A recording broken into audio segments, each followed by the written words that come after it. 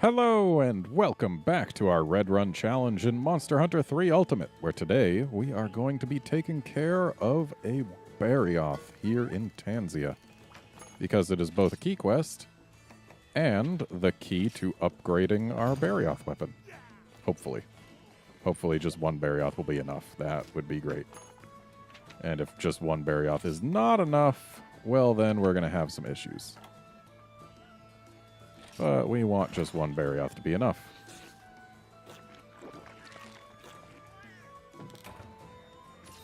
I mean, it's not like we don't have options if one Barioth isn't enough. There's still always that event quest, because that's got a Barioth, and it's also got a Giginox. So that would actually be a great thing for us to do at some point. I'm just not going to do it if I can avoid doing it, because it doesn't get a check mark next to it when it's done.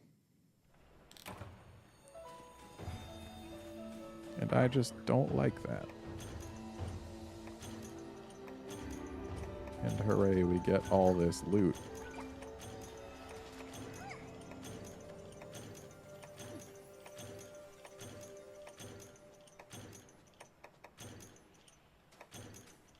Unfortunately, it's not very fast to use cleansers in this game. Usually better to just rely on your shakalakas. It's honestly not that much worse to just let the snowman wear off. And you know what? Since there's a honey spot right here, I'll go ahead and gather at it. Because we are going to end up needing a lot more honey going forward.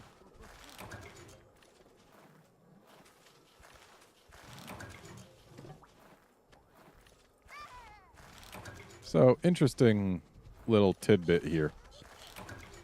It sounds like it's pretty windy in-game right now, which is kind of neat. But also outside my apartment right now, it's really windy. I can hear the wind through my headphones even. So that's just kind of neat when real life is trying to conspire to enhance the immersion of a game, I guess. I know that's not actually what it's trying to do. It's not trying to do anything. It's just a result of pressure systems and whatnot. But still. Cha-Cha, where is it? Oh, it's here? Sure enough. Have we been spotted? No, we haven't. Otherwise, it would be launching itself at us right now. So, come on down, buddy.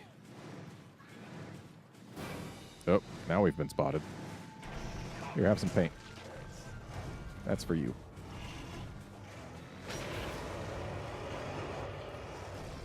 So, just like with the last Barioth we fought, we're going to be going for the wings, the tail, the teeth, the everything. Because Barioth's weapon actually gets pretty dang good. And Barioth's armor also tends to be pretty good as well. So, like, just everything Barioth. The more Barioth parts we can get, the better.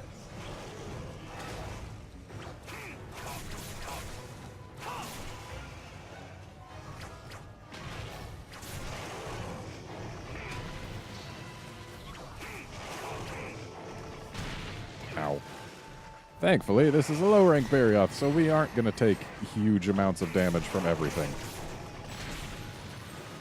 Especially not when Defender kicks in. Though getting stunned doesn't help.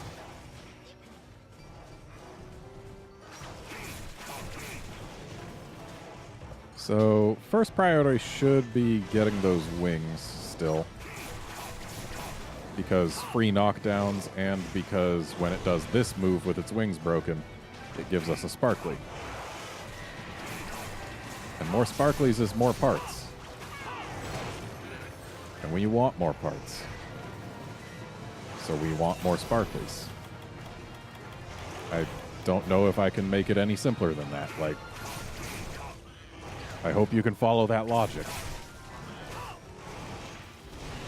Though more sparklies actually only sometimes equals more parts. Other times it equals wyvern tears, which... that's just a shame when it happens, and it makes us sad. But still, wyvern tears are Zenny where before there was none. So even they aren't too terrible.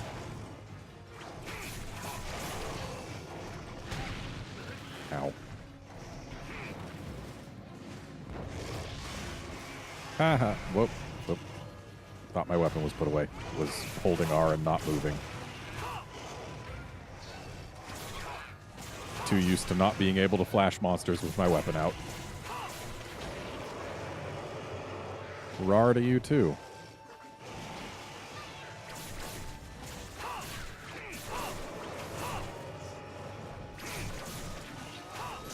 Got some good work in on that arm. So we're gonna need more. Wait, they only gave us one flash? Dang. I'm glad I hit with it, because otherwise I would be unhappy.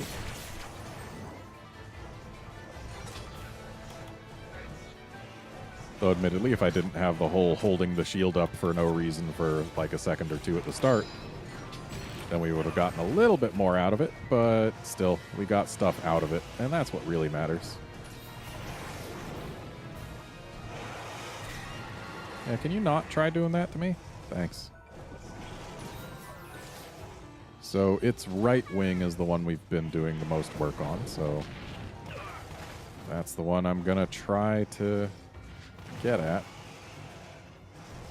Oop. Oh, just in range. That's a shame. And we got ice bladed. That's also a shame. So much shame going on.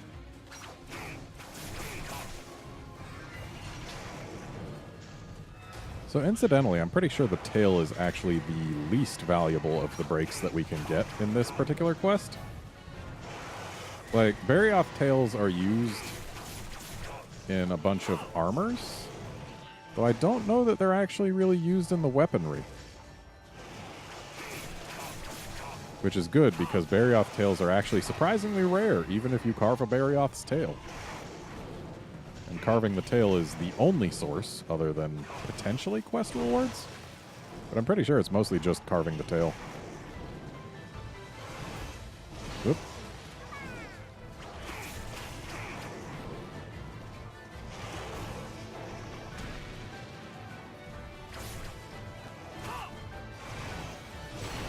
Ow.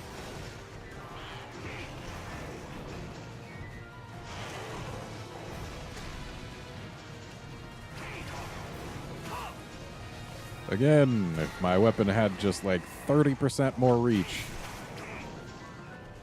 then I would be getting a lot more hits.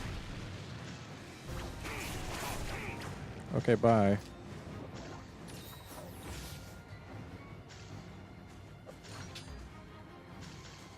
Okay, going over that way. That's fine. Though we do need to be careful, because, again, if we are in this area while it's starting its descent, then we'll have unpleasant times waiting for us.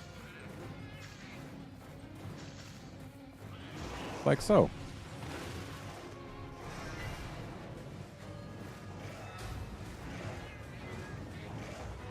Ooh, someone's tired.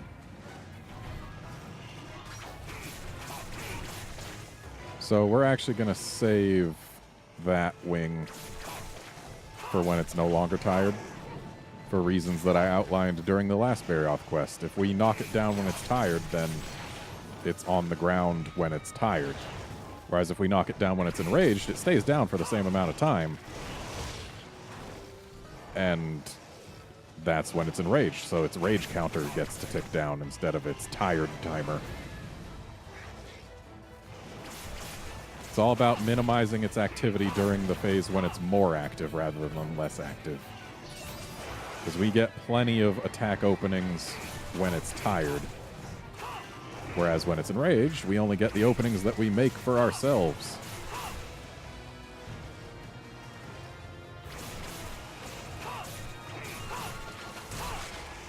See, that I don't really mind. It is still tired, but the fact that we got to go from that wing having basically no damage on it to being broken during the tired phase, that's acceptable. It's better than breaking a wing that we already know is really close to breaking.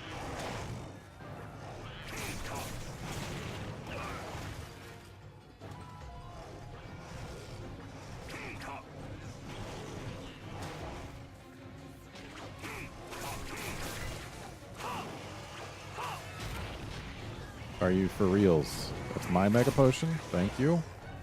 Like, I don't mind that it stole the cleanser, because I didn't bring the cleanser, and I don't really care about the cleanser. Mega Potions, on the other hand, I brought those and I care about them. Unfortunately, tired time is not a great time to run out of sharpness.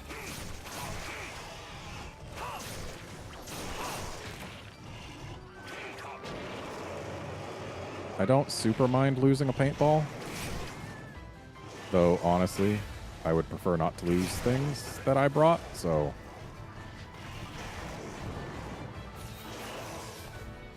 So now that we've got the one wing broken, it'll slide on about half of its jumps, and hey, we're over here now.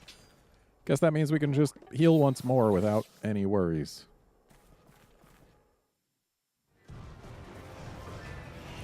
Alright, Barryoth, can we get away from the load zone, please? Thank you.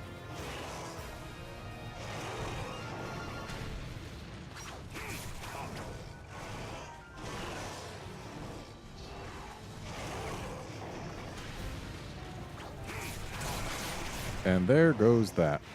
So now let's get this face.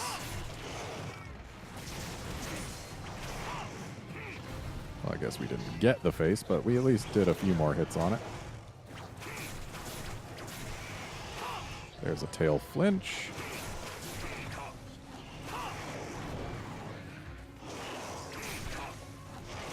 And now during all of its leaps, the Barryoth will slide because it's got both wings broken. Breaking both wings makes the fight easier and gives you rewards. It's like the best example of a break. Like, that's how I wish all breaks worked. Like, make them take more effort if you need to, but if they make the fight easier and give you an extra reward, then that's just great.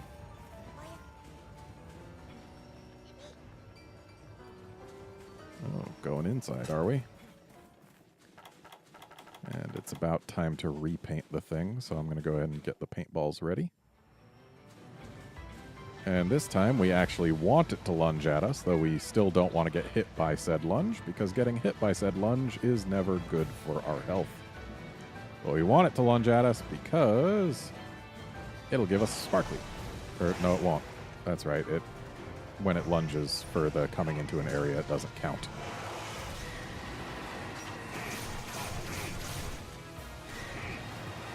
So here we can actually see that the blue glow of Barryoth's eyes extends a little bit onto his cheeks as well. That's because this is still meant to be a dark area, even though since Monster Hunter Tri, dark areas haven't actually been dark.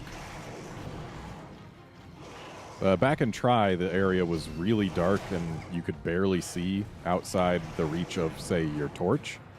But Barryoth's eyes would glow their full glow regardless of how far away it was. So it was a nice way to be able to track the Barryoth. And that made it really obvious that Barryoth's eyes changed colors when it was enraged, because the eyes were basically all you could see. It was a really cool effect. I kind of miss it, but I also super don't miss the areas being so dark that you couldn't see much. Like, it definitely is better for gameplay being able to see the monsters that are coming at you instead of just their eyes. So we lose out a bit of atmosphere, but in exchange, gameplay goes better. And honestly, I feel like gameplay is a little more valuable. So there's a sparkler for us.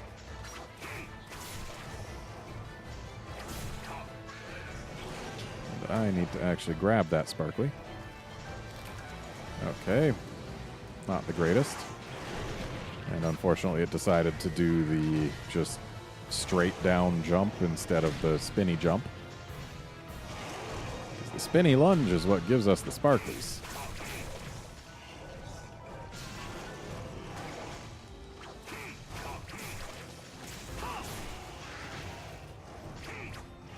We need more tail hits. Not to be confused with leg hits, which I've been getting.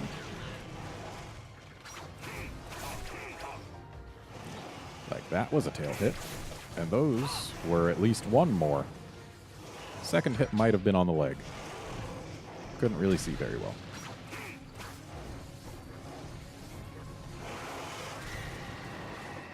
Yo, Barryoth, can you let me get at your tail? Well, I mean, getting your tail at me is similar, but the nuance is different.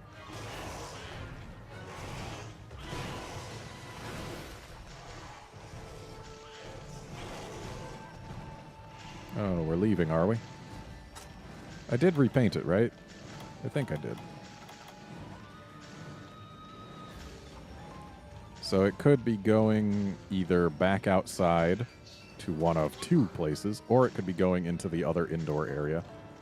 And we have no real way of knowing, and the answer is indoor. Yeah, if we didn't have it painted, we would have had zero tells that it was going to go here instead of to either of the other two places. And that's why it's so important to paint things that can go inside caves.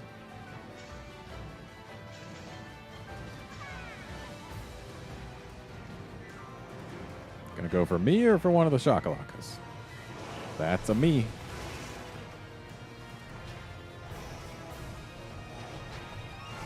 Kind of want to see this thing get tired again.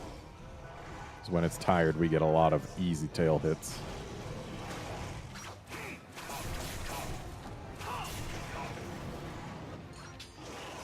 I also want to see this thing give me another sparkly, because I know it can.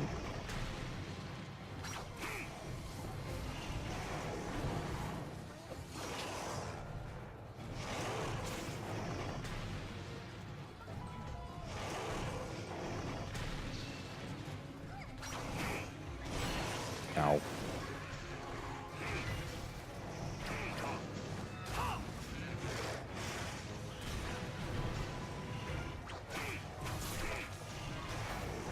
Yeah, whenever it starts flying, one of the 3 attacks it can use will give us a sparkly. So every time it flies, we've got a chance.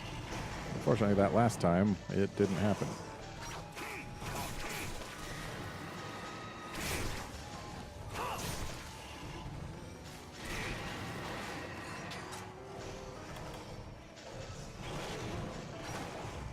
Please let us finish.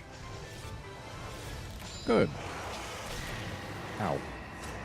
Not very ow, though. That did surprisingly low damage. Does this armor have, like, ice res or something?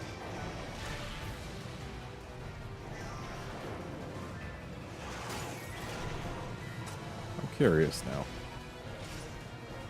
Nope, ice res is 0. It's just defense then. Also, the Barryoth wasn't enraged, which probably helped us at least a little bit. And once again, we didn't get a hit. A hit being the one attack that gives us a sparkly.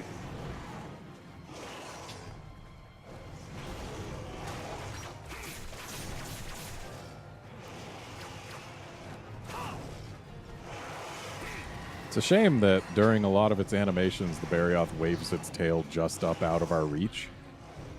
Because, like, ordinarily, the tail is really low. But during some animations, it just happens to hang a little higher.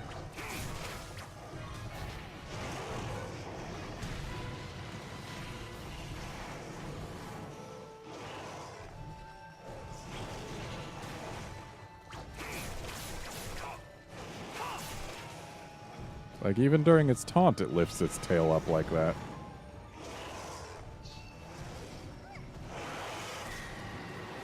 Just let me get at your tail, please. I swear I'll stop killing the rest of you for a moment to carve your tail if you let me have the tail. I mean, I'll go right back to it. Oh, thanks.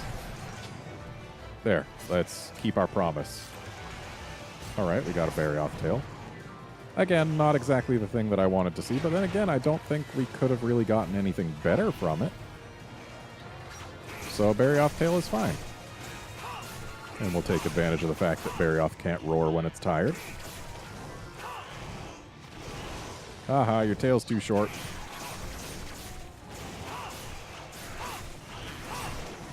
Take that, Baggy.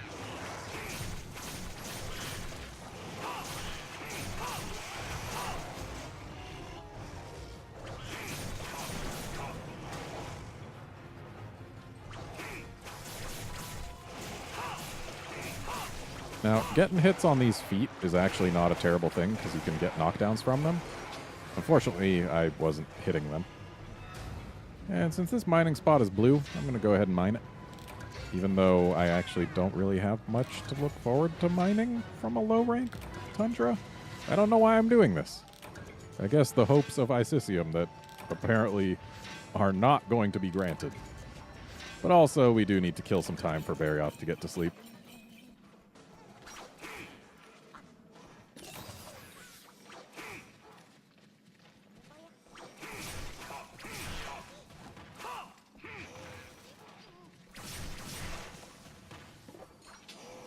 Wow, still alive.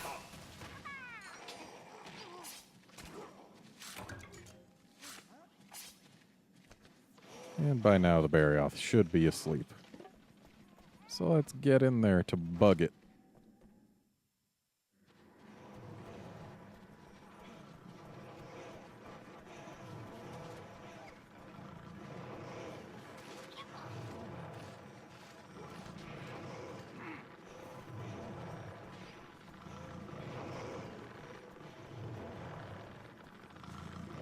This thing snores loud.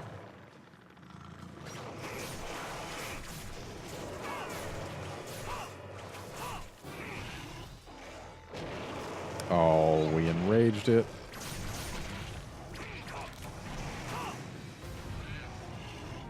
Ooh, actually, if it manages to back hop onto that wall... Oh, I guess it can only give one sparkly per quest? Is that it? Because I'm pretty sure that used to give sparklies. Maybe that's only for try and or portable third? It's certainly not for this game, apparently. At least not if we've already gotten a sparkly. It is still possible that we can only get one sparkly from Barioth per quest.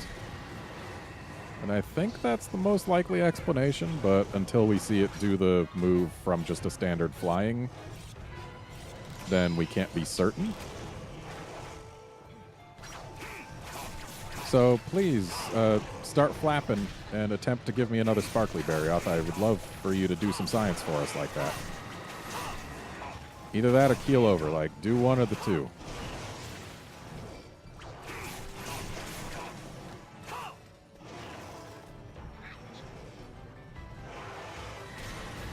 Like that ice ball. That's not helping me learn anything, and it's also not helping you die. So if you could do something that either assists my gaining of knowledge or assists your dying, that would be great.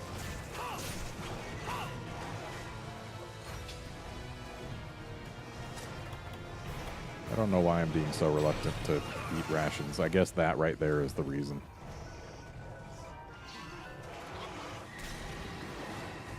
Oh, look who's poisoned.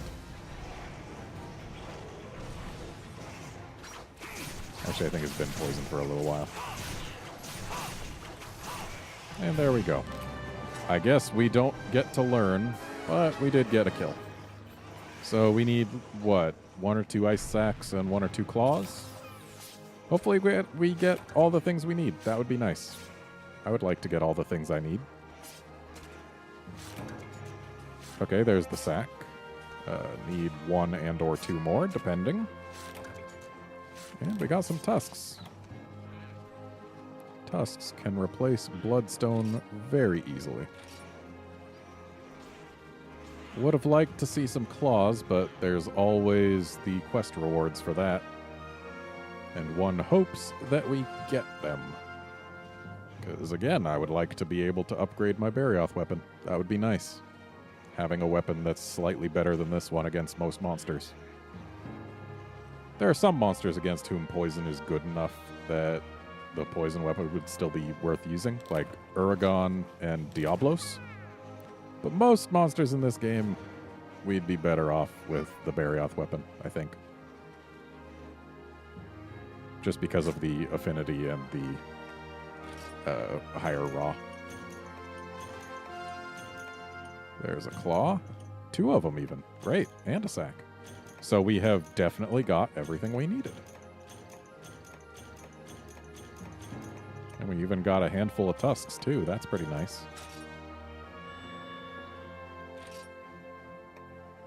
And hey, look, we got another bit of Zenny, 200.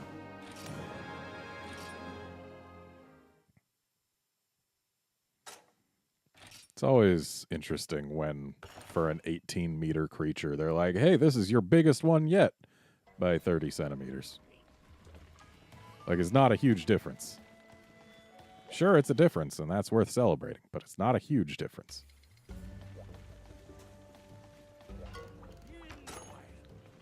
So, let's go right over to our Icicle Spike and get an Icicle Spike Plus. So, yeah, that's... it's 10 true raw. It's actually probably a downgrade against a lot of monsters because if the monster isn't weak to ice, then the poison is just straight up better. So, yeah, actually it might be a better idea to not use this, but then again, ooh. Apparently we needed all those tusks we got. As soon as we get to the tundra, we can get this upgrade, because that's where we get Gratium. Gratium. Yeah. And that'd be nice. And yet this upgrade's better, but it takes us a little longer, because we need to actually fight stuff that's worth fighting in the tundra. But yeah. Well, at least we've got something that's pretty darn easy to get that's got Blue Sharp waiting for us. And I think I will use this anyway, even though against most monsters it's probably not as good. Simply because it's got longer Green Sharp. Yeah. Simple as that, really. So let's go ahead and grab that. Plus, it gives us something new to look at. And it'll sound different, so like we've got hearing its sounds to look forward to. And for curiosity's sake, let's just check out what the low-rank Barioth gear looks like and or requires. Or what skills it has. That's the things that I wanted. Constitution, Evasion, and Ice Attack. And seriously, they require 3 Hercudromes when there's literally 1 bug spot that you can even get them in low rank? That's kind of silly. But yeah, we don't really care about that gear, so I don't need to worry about whether or not to use my extra Barioth parts there. So that's going to be it for this episode. Join us next time when we go back to the village and do some other high rank thing that I don't know what it is, but we'll find out, I'm sure. See you then, friends.